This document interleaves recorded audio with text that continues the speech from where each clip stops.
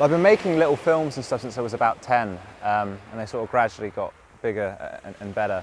And then when I was 16 and my first feature, that came out, which was Charlie's Letters.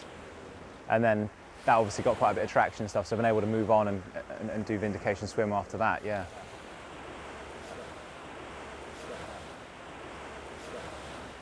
No, I've never had any formal training other than watching movies. Really, that was my film school. Yeah, and I think that's all you need, really. Yeah, I mean, I'll study films or I'll watch them with the audio commentary on with the director speaking and stuff. And I think things like that are just invaluable for people who want to become filmmakers and stuff, because you can learn so much that way.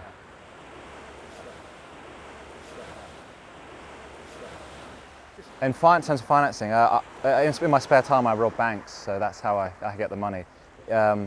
But yeah, luckily from Charlie's Letters we were able to get a bit of a budget going. So yeah, it's a tiny budget still, but we have some money on this one, which is of course a good thing.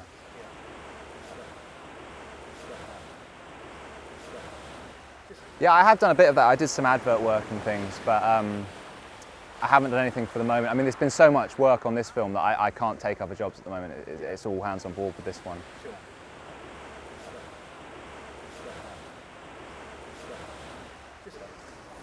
I think because it's such an inspiring story, really. I mean, she's from Brighton, so she's a local. I'm from Brighton, and the whole crew's from Brighton, so it's a very local kind of project in that sense. And I mean, what she did was incredible. I mean, as a woman in the 1920s to be able to swim the Channel was no easy feat. I mean, even today, more people have climbed Everest and have actually successfully swum across the English Channel. So I think it is just an inspiring story, and it's been completely forgotten, which is such a terrible shame. So if I can help, you know, get her name back out there, I mean, that can only be a good thing.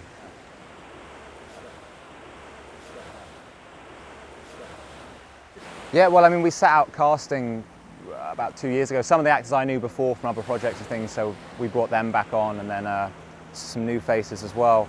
But I mean, locations are easy because we're just filming out there for quite a bit of it. So, I mean, logistically, that's really challenging because the weather has to be all right and things like that. And obviously safety is a very crucial aspect. And now COVID's obviously thrown into the mix as well. So it is a bit of a headache, but it's all paying off, yeah.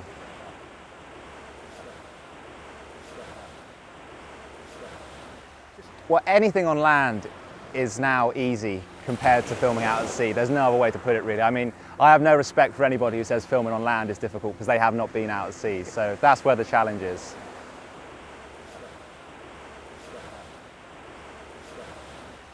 We have a bit of that. The sort of ethos behind the film is that it's kind of, like I said, a local project.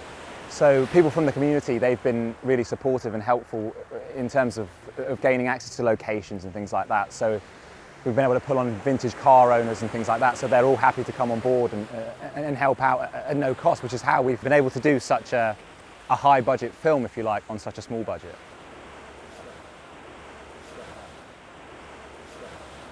Oh, absolutely, yeah, we've got some wonderful behind the scenes stills and things from the movie. So yeah, I mean, things like that are just invaluable. You can't really have the film without that, I don't think.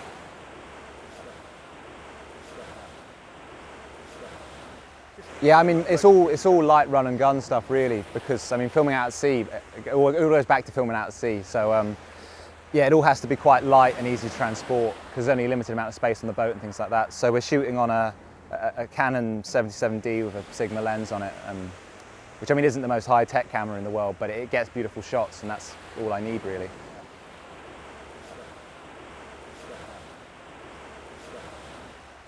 Well, because of the COVID situation and all that, the editing we've sort of been doing, we kind of caught up with the editing during lockdown because I mean there was not much else to do. So yeah, it kind of worked weird in that respect. So we kind of skipped part of the production stage, did some post-production. Now we're back in production, so it's worked quite nicely, really, because we've been able to sort of sit and refine what we've done and really figure out what we actually need to shoot from now on. So yeah, it's kind of all been topsy-turvy with how we've done it.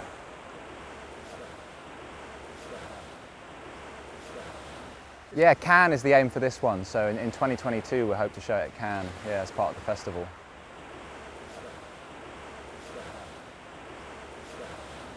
There are some small wheels turning, but I'm mostly focusing on this one because it's such a big project, so I can't be distracted by other things at the moment. But yeah, there's some small wheels turning in the background.